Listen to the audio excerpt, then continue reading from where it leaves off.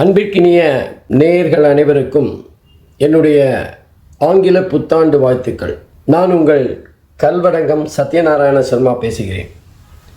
இன்றைக்கி அந்த ஆங்கில புத்தாண்டு எப்படிப்பட்ட பலன்களை 12 ராசிக்கும் தரப்போகிறது, இந்தியாவுக்கு பொதுவான பலன்கள் எப்படி இருக்க போகிறது அப்படிங்கிறத தான் இப்போ பார்க்க போகிறோம். அதாவது 1/1/2024 அன்று பஞ்சமி திதி திங்கட்கிழமை கன்னியா லக்னத்தில் சிம்ம ராசியில் மகம் நட்சத்திரத்தில் இந்த ஆங்கில புத்தாண்டு இனிதே பிறக்கப் போகின்றது. மகம் நட்சத்திரம்னாலே ஜகத்தை ஆழ்வாங்க அப்படின்னு ஒரு முதுமொழி இருக்குது. ரொம்ப விசேஷமான நட்சத்திரம்.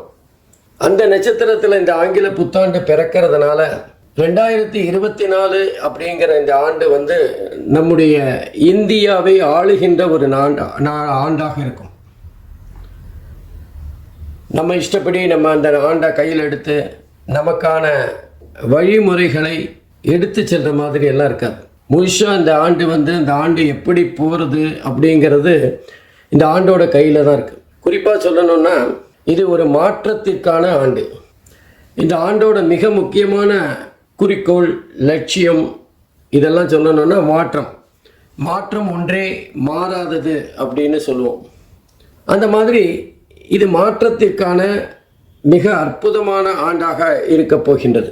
ஏன் அப்படின்னு பார்த்தோன்னா, குறிப்பாக மகர ராசியில் சனி பகவானும் புளூட்டோ கிரகமும் இணைந்து கடந்த பல வருடங்களாக, அதாவது ஒரு 3-4 வருடங்களாக சஞ்சாரம் செய்து கொண்டிருக்கின்றது. பொதுவாக புளூட்டோ கிரகம் ஒரு ராசியில் 30லேருந்து 35 வருஷம் வரைக்கும் சஞ்சாரம் செய்வார். சனி பகவான் அந்த மகர ராசியில் ஒரு 2.5 வருஷம் சஞ்சாரம் செய்வார். மகர ராசிங்கிறது நம்ம இந்தியாவோட ராசி. ஆகவே இந்தியாவோட ராசியில் புளூட்டோ கிரகமும் சனி கிரகமும் இணைந்து இருக்குமேயானால் அது மிகப்பெரிய ஒரு புரட்சியை ஏற்படுத்துகின்ற ஆண்டாகத்தான் இருக்கும்.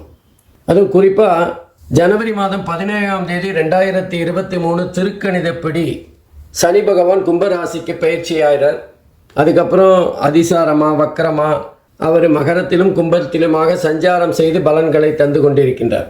திருநள்ளாறு வாக்கிய பஞ்சாங்கத்தின்படி டிசம்பர் மாதம் 20ஆம் தேதி 2023 சனி பகவான் பயிற்சியாகி மகரத்திலேருந்து கும்பத்துக்கு போகிறார்.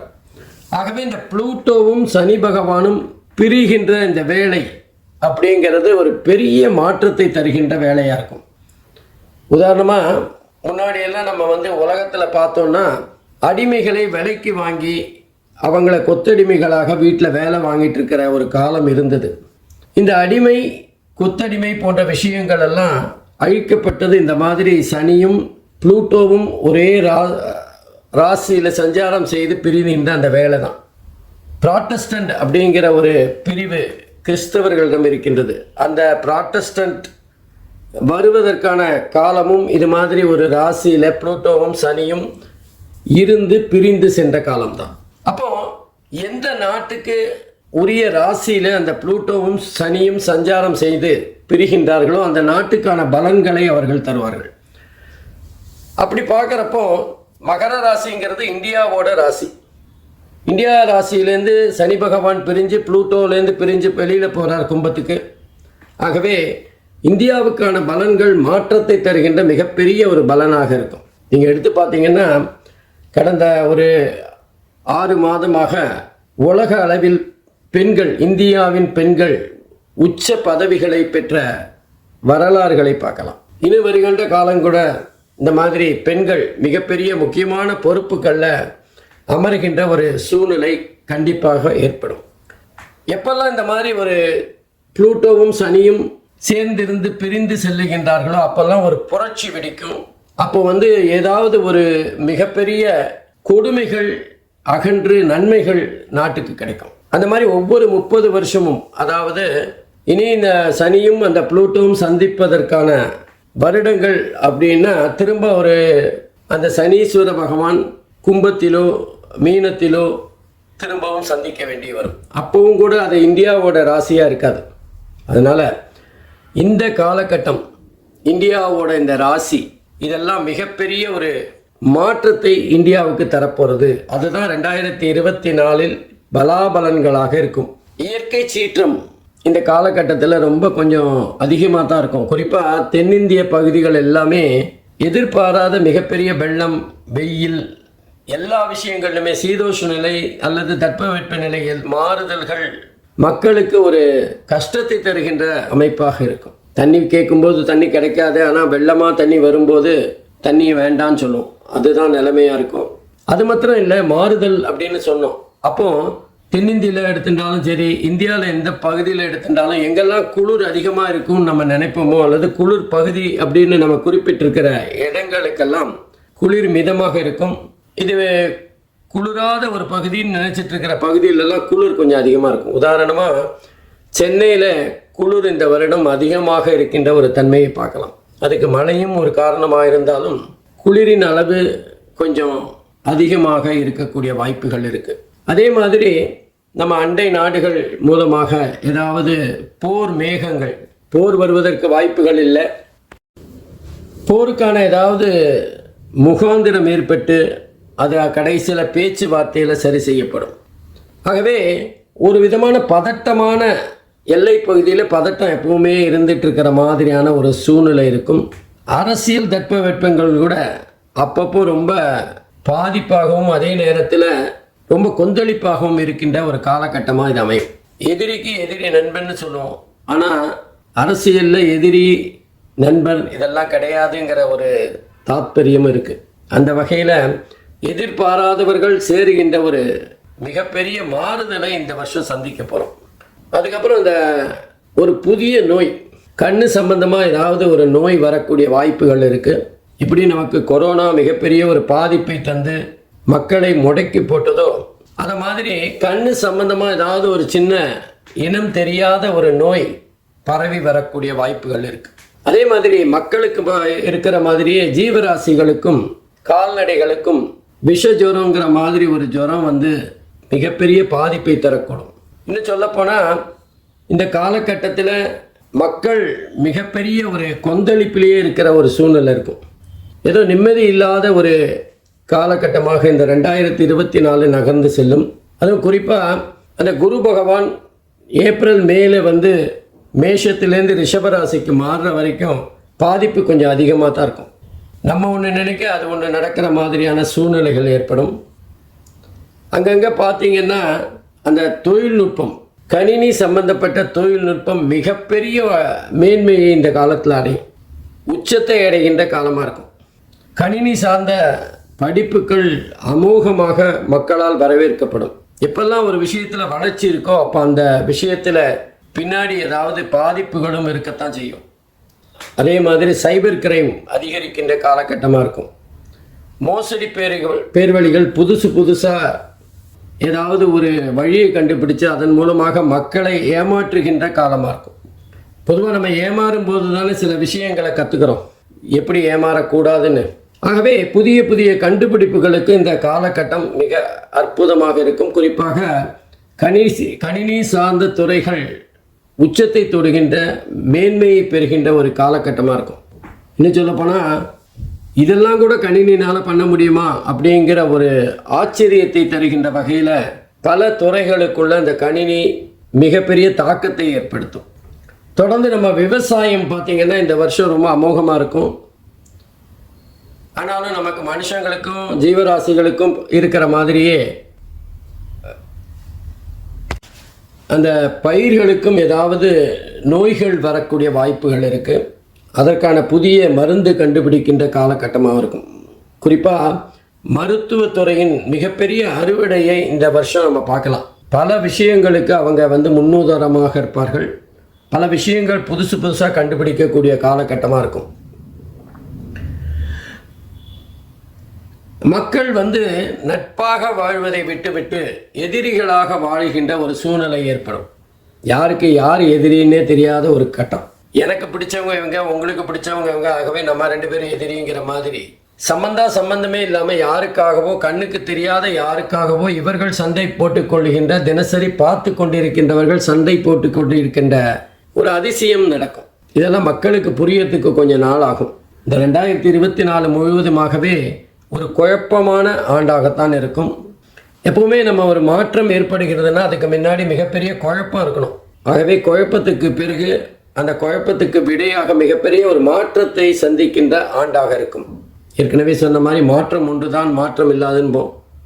அந்த மாதிரி நிறைய மாற்றங்களை சந்திக்கின்ற ஆண்டாக இந்த ஆண்டு இருக்கும்.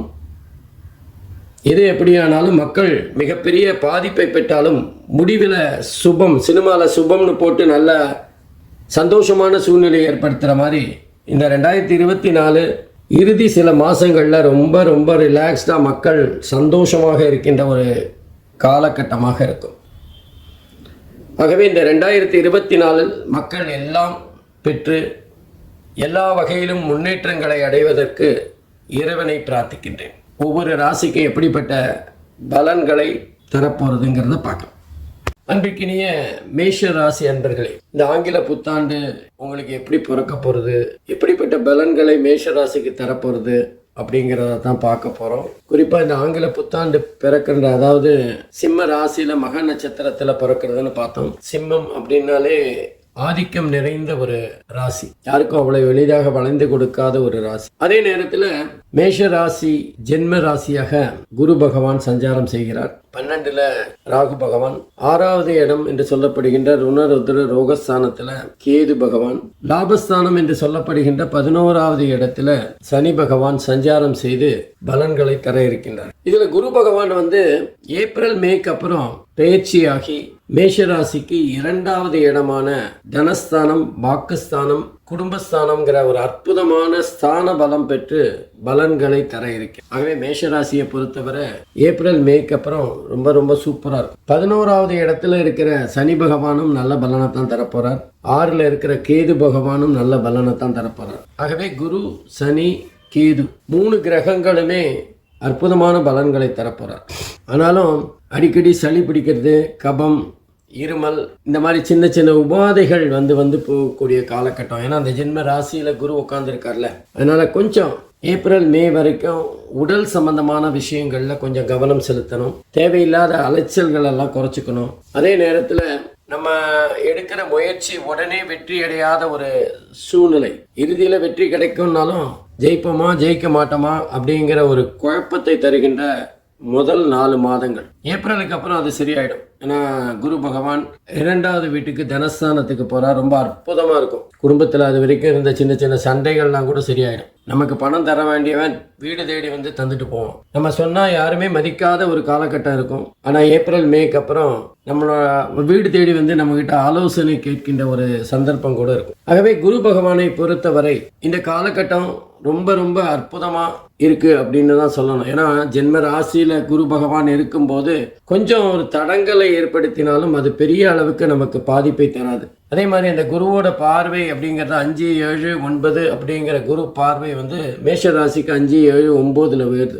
5ங்கிறது பூர்வ புண்ணியஸ்தானம், 7ங்கிறது கலத்திரஸ்தானம், 9ங்கிறது பாக்யஸ்தானம். 3 அற்புதமான இடங்களை குரு பகவான் பார்க்கிறார். திருமணம் ஆகாதவங்களுக்கெல்லாம் திருமணம் கைகூடி வரும். புத்திர பாக்கியம் இல்லாதவங்களுக்கெல்லாம் ரொம்ப நாளா புத்திரம் இல்லைன்னு எதை தின்னா பித்தம் தெளியுங்கிற மாதிரி அலைஞ்சிட்டு இருந்தவங்களுக்கு நல்ல செய்திகளை தருகின்ற மாதமா இருக்கும். அதே மாதிரி சிலர் காதல் வயப்படக்கூடிய வாய்ப்புகளும் இருக்கு. தொழிலில் நம்ம பார்ட்னர் நமக்கு அனுசரணையாக நம்மளை தூக்கி விடணுங்கிற ஒரு நல்ல எண்ணத்தோட செயல்படுறத பார்க்கலாம். கூட்டு தொழில் ரொம்ப சிறப்பா இருக்கிற காலகட்டமா இருக்கும். வியாபாரம் பண்றவங்களுக்கும் ரொம்ப அற்புதமா இருக்கும். அதாவது நம்ம ஒரு தொழில் பண்றோம்னா அந்த தொழிலை சார்ந்த வேறொரு புதிய தொழிலை ஆரம்பிக்கின்ற காலகட்டமா இருக்கும். நம்மளோட தொழில் விஸ்தாரமாக செல்லுகின்ற ஒரு வளர்ச்சியை கண்கூடாக பார்க்கலாம். அதே மாதிரி நண்பர்களும் நமக்கு உதவி கேட்காமலே செய்கின்ற ஒரு தன்மை இருக்கும். 2வது, நான் உன் பக்கத்தில் இருக்கேன் கவலைப்படாத அப்படிங்கிற மாதிரி நமக்கு ஒரு பெரிய உறுதுணையாக நண்பர்கள் இருப்பார்கள். இதெல்லாம் மேஷராசிக்கு ஒரு அதிர்ஷ்டம். பாக்யஸ்தானம்னு 9வது வீட்டை போய் பார்க்கறதுனால பித்ருக்கள் ஸ்தானம்னு சொல்லலாம். தந்தையாருடைய ஆசீர்வாதத்தை பெறுகின்ற அல்லது தந்தையாருடைய நன்மதிப்பை பெறுகின்ற காலகட்டமாக இருக்கும். மேல் படிப்பு படிக்கின்றவங்களுக்கு ரொம்ப ரொம்ப சிறப்பான காலகட்டம். சிறப்பான மேல் படிப்பு, உயர்கல்வி இதெல்லாம் நடக்கக்கூடிய காலகட்டமாக இருக்கும். அடுத்தது நம்ம 6ல் இருக்கிற குரு பகவானை பார்க்கணும். பொதுவாக குரு பகவான் நல்ல இடத்துல இருந்தாலும் 6ல் கேது பகவான் 6ல் ருணருத்ர ரோகஸ்தானத்தில் இருக்கார். நல்ல பலனை தான் தரப்போறார். நம்ம எதிரிகள் யாரு நமக்கு நம்ம முதுகு பின்னாடி குத்த போகிறது யாரு அப்படிங்கிறத காட்டி கொடுப்பார். நம்மளோட நோய்கள் இதை சாப்பிட்டா நமக்கு இது சரியா வராது, இந்த மாதிரி இருந்தால் நமக்கு இது பாதிப்பை தரும் அப்படிங்கிற ஒரு முன்னெச்சரிக்கையை தருவார். ரெண்டாவது, வியாபாரம் நல்லா போகிறது, நம்ம கையில் கொஞ்சம் பணம் தான் இல்லை, மூலதனம் இருந்தால் இன்னும் கொஞ்சம் நல்லா பண்ணலாம் அப்படின்னு நினைக்கும் போது நமக்கு வங்கியிலேருந்து கடன் கிடைக்கலாம், அல்லது நம்முடைய நண்பர்கள் யாராவது பண உதவி செய்யலாம். ஆகவே முதலீடு போன்ற விஷயங்கள் சிறப்பாக இருக்கும். வியாபாரம் ரொம்ப நல்லா போகும். அதே நேரத்தில் ரொம்ப நாளாக நம்ம ஒரு தெய்வ வழிபாடு தள்ளி போயிட்டே இருக்கு அப்படின்னு நினைச்ச விஷயம் கைகூடி வருகின்ற மாதமாக இருக்கும். அந்த கோவிலுக்கு திடீரென குடும்பத்தோடு சென்று வழிபடுகின்ற ஒரு சந்தர்ப்பம் இருக்கும். அடுத்தது பார்த்தீங்கன்னா சனீஸ்வர பகவான் 11வது இடத்துல, லாபஸ்தானம் அப்படிங்கிற இடத்துல சனீஸ்வர பகவான். பொதுவாக 11வது இடம்னா எல்லா கிரகத்துக்குமே நல்ல பலனை தான் தரும். சனி பகவானுக்கு கேட்கவே வேண்டாம், இன்னும் நல்ல பலனை தருகின்ற, அதுவும் குறிப்பாக சனி பகவான் 11வது இடத்துல ஆட்சியாக உட்கார்ந்திருக்கார். மிக அற்புதமான பலன்களை சனி பகவான் மேஷராசி அன்பர்களுக்கு தரப்போறார். அதே சனி தான் 3வது பார்வையாக குருவை, அதாவது மேஷ ராசியில் இருக்கிற ஜென்ம ராசியில் இருக்கிற குருவை பார்க்க போறார். அதனால ஒரு ஏப்ரல் மாதம் வரை சனி பார்வை சில மெத்தனத்தையும் அதே நேரத்தில் கொஞ்சம் நம்முடைய செயல்பாட்டில் ஒரு ஆர்வம் இல்லாத தன்மையும் ஏற்படுத்தும். சில வகை நோய்களை தருவார், அசதி, உடல் அசதி, சோம்பல் போன்ற விஷயங்களை தருவார். ஆனால் அதே நேரத்தில் லாபஸ்தானத்தில் இருக்கிற அந்த சனீஸ்வர பகவான் மெதுவாக தந்தாலும் நமக்கு லாபத்தை தருகின்ற ஒரு அமைப்பை காட்டுவார். வியாபாரமாகட்டும், தொழிலாகட்டும், இல்லை வேலை பார்க்குற இடமாகட்டும், எல்லா இடத்திலும் நமக்கு நல்ல பண மதிப்பை பெறுகின்ற ஒரு தன்மையை தருவார். நம்முடைய செயல்பாடுகள் எல்லாராலையும் பாராட்டப்படுகின்ற ஒரு தன்மை இருக்கும். குரு பகவான் மற்றும் சனி பகவானோட அமைப்பை பார்க்குறப்போ அரசியலில் திடீர்னு மேஷராசி என்பவர்களுக்கு பெரிய அளவில் மதிப்பு மரியாதை எல்லாம் வரும். சிலர் எதிர்பாராமல் எம்எல்ஏ ஆகி மினிஸ்டரும் ஆகிறதுக்கான வாய்ப்புகள் இருக்குது. மேஷராசி என்பவர்களுக்கு இந்த காலகட்டம் ரொம்ப புகழ், பெருமை, அந்தஸ்து, கௌரவம், பணம் எல்லாத்தையும் பெற்று தருகின்ற ஒரு அற்புதமான மாதமாக இருக்கும், வருடமாக இருக்கும். சனி பகவான் மெத்தனமாக மெதுவாக பலன்களை தந்தாலும் நிரந்தரமான பலன்களை தருவார். அதே நேரம் 12வது வீட்டில் அதிர்ஷ்டத்தை தருகின்ற ராகு பகவான் அமர்ந்திருக்கின்றார். விரயஸ்தானத்தில் நம்ம தொழில் சம்பந்தமாகவோ அல்லது வேறு ஏதாவது விஷயம் படிப்புக்காகவோ, ஏன்னா குரு பகவான் 9வது வீட்டை பார்க்கறதுனால உயர் கல்விகள் படிக்கிறதுக்காக குடும்பத்தை பிரிந்து வேற வெளிநாடுகளுக்கோ அல்லது வெளியூர்களுக்கோ சென்று வருகின்ற ஒரு அமைப்பு. பொதுவாக ராகு பகவான் 12வது வீட்டோட சம்பந்தப்பட்டா வெளிநாடு அல்லது அந்நிய நாட்டு சம்பந்தமான செய்திகள் நன்மைகளை தரும். சிலர் அந்நிய மொழிகளை படிக்கின்ற ஒரு வாய்ப்பும் ஏற்படும். படிப்புக்காகவோ வேலைக்காகவோ அல்ல வேறு ஏதாவது ஒரு விஷயத்துக்கு, திருமணத்துக்காக கூட இருக்கலாம், வெளிநாடு சென்று வசிக்கின்ற ஒரு தன்மை ஏற்படும். வெளிநாட்டிலேருந்து நல்ல விஷயங்கள் வரலாம். வெளிநாடு போகிறது நல்லது தானே, அப்புறம் எப்படி ராகு கெடுதலை தருவார்னா குடும்பத்தை விட்டு பிரிஞ்சு அங்கே போய் இருக்கிறதுங்கிறது சம்பந்தப்பட்டவருக்கு கஷ்டமாக தான் இருக்கும். என்னதான் பணம் சம்பாதிச்சாலும் உறவுகளையும் பாசத்தையும் அன்பையும் அரவணைப்பையும் மிஸ் பண்ணிட்டு அங்கே போய் சம்பாதிக்கிறதுங்கிறது ஒரு கஷ்டமான விஷயம்தான். ஆகவே இந்த காலகட்டம் 2024 அப்படிங்கிறது மேஷராசி என்பவர்களுக்கு சிறப்பான பலன்களை தான் தரப்போகிறது. ராகு மாத்திரமே கொஞ்சம் பாதகமான பலனை தருவார். வீடு கட்டிட்டு இருக்கிறவங்களுக்கு திடீர்னு எதிர்பாராத விலை உயர்வு காரணமாக பட்ஜெட் எகிரக்கூடிய வாய்ப்பு இருக்கு. அதே மாதிரி வாகனம் வாங்கலான்னு போகிறோம், நம்ம ஒரு சின்ன வாகனமாக நினச்சிட்டு இருப்போம், அங்கே போய் பெரிய வாகனமாக வாங்கி கடனை அதிகரிக்கின்ற ஒரு தன்மை. பண விரயம் என்பது நம்ம கையை மீறி செல்லுகின்ற தன்மையை பார்க்கலாம். ஆகவே இந்த காலகட்டம் மேஷராசி என்பவர்களுக்கு அற்புதமான பலன்களை தரப்போகிறது. இந்த 2024 அவர்களுக்கான சிறப்பான வருடமாக அமையும். காற்றுள்ள போதே தூற்றிக்கொள்ளுன்னு சொல்லுவோம். அந்த மாதிரி இந்த காலத்திலேயே இந்த மேஷராசி என்பவர்கள் புதிய புதிய முயற்சிகளை செய்யணும். விவசாயிகள் ரொம்ப சிறப்பான பலன்களை பெற போறாங்க. அதே மாதிரி வியாபாரிகளுமே நல்ல அற்புதமான பலன்களை. ஆகவே மேஷராசி என்பவர்கள் புதிய முயற்சிகளை மேற்கொண்டு மேலும் மேலும் வளர வாழ்த்துக்கள். நன்றி, வணக்கம்.